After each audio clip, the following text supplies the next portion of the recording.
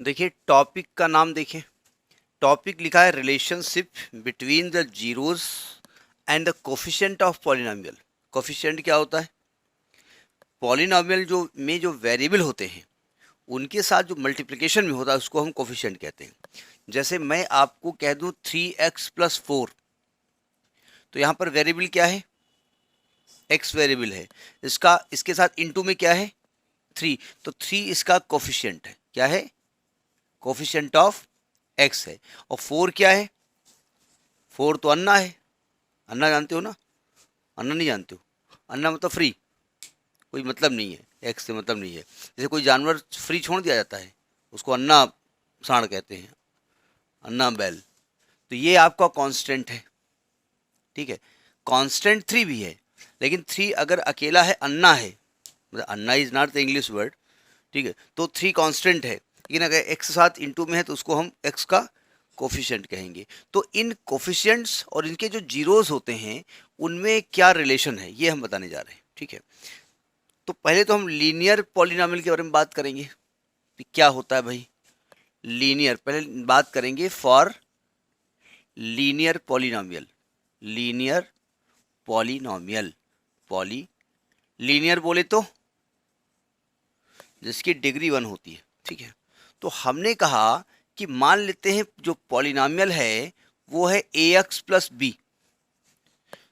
तो यहाँ पर वेरिएबल क्या है? x। x का कोफिशिएंट क्या है? a। कांस्टेंट क्या है? b।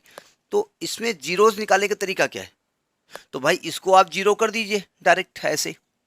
तो यहाँ x की वैल्यू क्या आएगी? -b/a आएगी। तो x ही तो इसका जीरो है, तो एक ही जीरो बचा। तो यानी कि अगर इसका जीरो हम अल्फा मान लें इसको, तो अल्फा होगा minus constant term upon coefficient of x, direct लिख देंगे आप, ठीक है, माइनस साइन के साथ। ऐसा आएगा नहीं, लीनियर वाला ज़्यादा नहीं पूछा जाता है, तो एक वैल्यू होती निकाल लेते हैं आप। लेकिन हमसे अगर कह दिया गया कि 3x-4, इसमें जीरोस क्या होगा? अल्फा मान लेते हैं, तो वैसे तो x का मान 4/3 निकल आएगा, लेकिन हमने फॉर्मूला क्या बताया? माइनस कांस्टेंट टर्म क्या है? माइनस का 4 है, तो यहाँ लिखेंगे -4 और कोफिशिएंट ऑफ x क्या है? 3, तो वैल्यू क्या आ गई? 4/3 आ गई। अगर ये फॉर्मूला लगाएं तो आप कहेंगे ये फॉर्मूला लगाएं बेहतर है क्या करें हम? एक्स ही निकाल लें, क्या लिए दोस्ती वाले बात बता रहे हो, फिलहाल नोट कर लीजिए। अब अगर हम बात करें क्वाड्रेटिक पॉलिनोमियल की, तो देखिए तरीका क्या होता है। क्वाड्रेटिक पॉलिनोमियल, केवल क्वाड्रेटिक तक ही आपके यहाँ है, लेकिन बता दूंगा वो भी। देखो क्वाड्रेटिक पॉलिनोमियल कैसे लिखा जाता है? px is equal to ax² plus bx plus C. यहाँ पर वेरिएबल कौन है? x वेरिएबल है। तो अगर हम कहें कोफिशिएंट ऑफ x² क्या है, तो आप कहेंगे a है। कोफिशिएंट ऑफ x क्या है? आप कहेंगे b है। और अन्ना कौन है? अन्ना बोले तो फ्री फ्रॉम x, बोले तो कांस्टेंट। वो अन्ना नहीं लिखेंगे, बता याद ही कर लिया, अन्ना। अन्ना मतलब फ्री होता है। अब इसमें कितने जीरोज होंगे? 2 जीरोज होंगे। अगर मैं कहूँ इस पे जीरोज निकालो, फैक्टराइज करो, तो यहाँ नहीं कर पाएंगे आप। नंबर दिए हो 3x² प्लस 4x प्लस 5 तो कर ले जाएंगे, यहाँ नहीं कर पाएंगे। तो हमने मान लिया कि let alpha and beta be the zeros of polynomial. कैसे निकला होगा? देखिए जीरोज कैसे निकले होंगे। 2 फैक्टर रहे होंगे, x माइनस अल्फा रहा होगा और दूसरा x माइनस बीटा रहा होगा, जिसको आपने जीरो किया होगा, ठीक है। तो तभी तो आपने ऐसा निकाला ना कि x माइनस अल्फा को जीरो किया होगा तब x का मान अल्फा निकला होगा। फिर x माइनस बीटा को आपने जीरो किया होगा तो x को बीटा निकला होगा, ठीक है। यानी इस पॉलिनोमियल के फैक्टर कुछ ऐसे रहे होंगे ना, नहीं रहे होंगे। लेकिन कह रहे हैं ये भी तो हो सकता है कि यहाँ पर आगे 2 भी कॉमन रहा हो, हमें क्या मालूम भाई। हो सकता है ये पॉलिनोमियल कुछ ऐसा रहा हो 6x² प्लस 2x प्लस 4, तो पहले 2 कॉमन लिया हो हमने, फिर ये आ गया हो 3x² प्लस x प्लस 2, ऐसा रहा होगा, फिर उसको फैक्टराइज किया हो, ठीक है। तो बोले ठीक है, हो सकता है कि यहाँ के रहा हो, ठीक है। तो यानी इसके फैक्टर क्या आ गए? ये आ गए के x minus alpha into x minus beta. समझ में आई कि हमने क्यों के क्यों लिखा, ठीक है। अच्छा, एक और तरीका कि भाई आपने अगर के ना लिखा होता तो x और x का मल्टीप्लाई क्या होता है, एक्स स्क्वायर। तो एक्स स्क्वायर का कोफिशिएंट यहाँ पर क्या आता है, 1। यहाँ पर क्या है, a। तो हमको भी जब इक्वेट करते तो a की वैल्यू 1 लिखना पड़ता ना। और इधर ये किसके फैक्टर हैं, ये इसके फैक्टर हैं। तो क्या इसको आप लिख सकते हैं equal to A X square plus B X plus C, लिख सकते हैं ना भाई। इसी को तो आपने ये फैक्टराइज किया होगा। तो अब जरा ब्रैकेट खोल दो, के लिखा रहने दो। जब ब्रैकेट खोलेंगे तो ये क्या आएगा, x square minus alpha x minus beta x plus alpha beta. जब के अंदर गया होगा, या भी ऐसे लिख दीजिएगा, के ये एक्स स्क्वायर यहाँ से minus alpha plus beta into x plus alpha into beta. जब के अंदर गया होगा तो ये के एक्स स्क्वायर रहा होगा माइनस के अल्फा प्लस बीटा एक्स रहा होगा प्लस के अल्फा इंटू बीटा रहा होगा। और इधर क्या रहा होगा, A X square plus B X plus C, यही तो रहा होगा ना। तो अब हम इसको इक्वेट कर सकते हैं ना, कंपेयर कर सकते हैं ना। पहुंचिए यहाँ तक। आपको ये एग्जाम में नहीं करना, चिंता मत करिएगा, एग्जाम में नहीं करना है, ठीक है। चूंकि ये समझाया जा रहा है इसलिए समझाया जा रहा है। कहाँ से आया, मान लिया आप बड़े हुए, नहीं बड़े तो हो गए ही, ठीक है। मान लिया आपकी शादी हुई, वो भी होगी, 99% होगी, 1% की बात अलग है। अब आपके बच्चे हुए, जो कि होते ही हैं, ठीक है। अब वो बड़े हुए, वो भी होगा, पढ़े पढ़े लिखे, वो भी होगा। अब मान लिया उन्हें मालूम पापा पढ़े लिखे हैं, छुपा वो तो आप अब बताओगे ही। आप तो ये बताओगे कि हम तो मास्टर, तो हमारे जो मास्टर पढ़ाते थे वो तो हम नहीं से पूछते थे। फिर आपसे उसने कहा कि पापा पापा ये कैसे आया, तो बोले हमने तो फॉर्मूला रटा था। किताब में दिखा रहा है वो, लेकिन पापा बता नहीं पा रहे हैं। हम इसलिए बहुत चीज़ें बताते हैं, जब आप पापा बने या मम्मी बने, नहीं आप हम आपको पापा ही बनोगे, मतलब जो कोई वीडियो देख रहा होगा उसमें जो भी मतलब मम्मी बने, तो कम से कम वो अपने बच्चों को बताए ना, ठीक है। नहीं तो फिर उनको हमारा वीडियो दिखाना पड़ेगा। नोट करिए। अब हम क्या करेंगे, दोनों तरफ से कोफिशिएंट को इक्वेट करने जा रहे हैं। Equating the coefficients, equating the coefficients on both the sides. अब देखो, यहां एक्स स्क्वायर साथ कौन है, के। यहां कौन है, ए। तो के की वैल्यू क्या हो गई, ए। देखिए वैसे तो हम के ना भी लिखते, के को गायब करने के लिए के से डिवाइड कर देते, लेकिन मजबूरी है, अगर ये इक्वेशन होता, इक्वल टू जीरो लिखा होता, तब तो डिवाइड कर सकते थे, क्योंकि उधर जाके आप जीरो पान की कोई दिक्कत नहीं करेगा। यहाँ डिवाइड नहीं कर सकते ना। तो के की वैल्यू क्या आ गई, ए, ठीक है।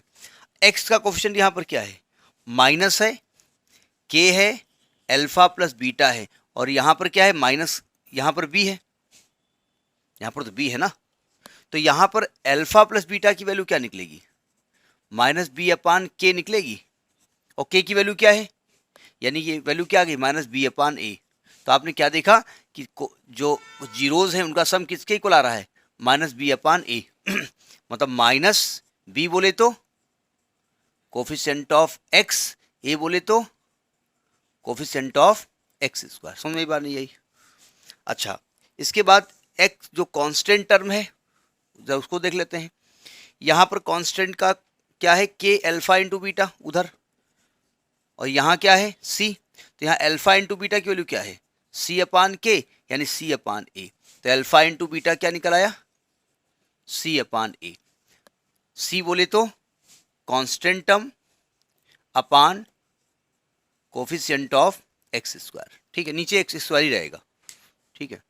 तो ये आपका जीरोस और कोफिशिएंट ऑफ जीरोस का तरीका होता है, रिलेशन होता है, ठीक है।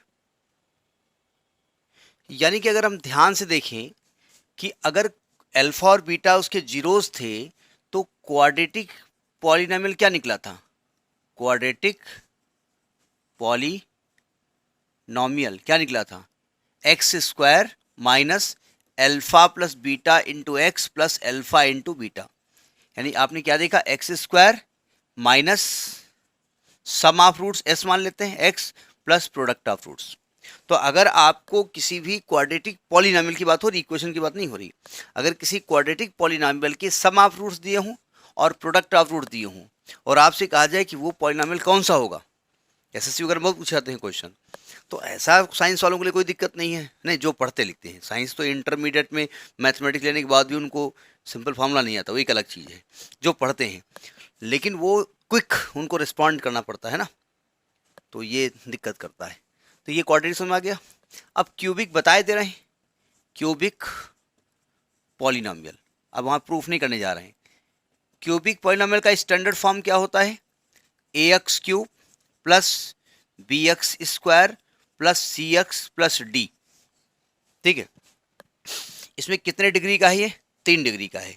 तो कितने जीरोज हो सकते हैं, 3, 3 से कम भी हो सकते हैं। अगर हम इसका ग्राफ खींचें तो हो सकता है ये एक्स एक्सिस को 2 ही जगह कट करे, लेकिन फिलहाल मैक्सिमम कितने हो सकते हैं, 3। तो मैंने वो क्या मान लिए, जीरोज इसके अल्फा बीटा और गामा। यानी हम इक्वेशन के हिसाब से कह सकते हैं कि ये अल्फा बीटा गामा इस इक्वेशन के रूट्स हैं, इस इक्वेशन को सेटिस्फाई करेंगे अगर इक्वल टू 0 दिया होता। तो जब हम alpha plus beta plus gamma करेंगे, फिर 2 को मल्टीप्लाई करेंगे, alpha beta plus beta gamma plus gamma alpha करेंगे, एक बार 3 का मल्टीप्लाई करेंगे। ठीक है, तो देखो इसका बढ़िया तरीका आपको बता दें। इसमें नीचे सब में एक्स स्क्वायर कोफिशिएंट रहेगा, नहीं समझे, यानी यहाँ ए रहेगा, यहाँ भी ए रहेगा, यहाँ भी ए रहेगा। ठीक है, मैं याद करने का तरीका बता रहा हूँ। इसमें सबसे ज़्यादा मतलब से alpha beta gamma single single लिखे है ना, तो इसमें -1 टू पावर सिंगल रहेगा, यानी ये आंसर में माइनस में आएगा।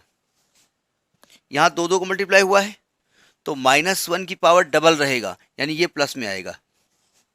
ये 3 का मल्टीप्लाई हुआ है तो -1 की पावर 3 रहेगा, यानी ये माइनस में आएगा। याद करने का तरीका हम बता रहे हैं, चाहे 4 डिग्री हो 50 डिग्री का हो, सब याद कर लेंगे आप। ठीक है, अच्छा इसमें एक्स की अधिकतम पावर कितनी है, 3, उसमें से 1 माइनस कर दो तो कितना बचेगा, स्क्वायर। तो स्क्वायर का कोफिशिएंट लिखो बी।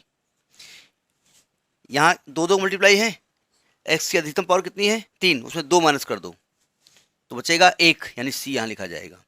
ठीक है, यहाँ 3 माइनस कर दो तो 0 बचेगा, यानी डी लिखा जाएगा। याद हो गया, alpha plus beta minus B upon A, alpha into beta C upon A, alpha into beta into gamma, मतलब सिंगल सिंगल का plus alpha plus beta plus gamma minus B upon A, alpha beta gamma.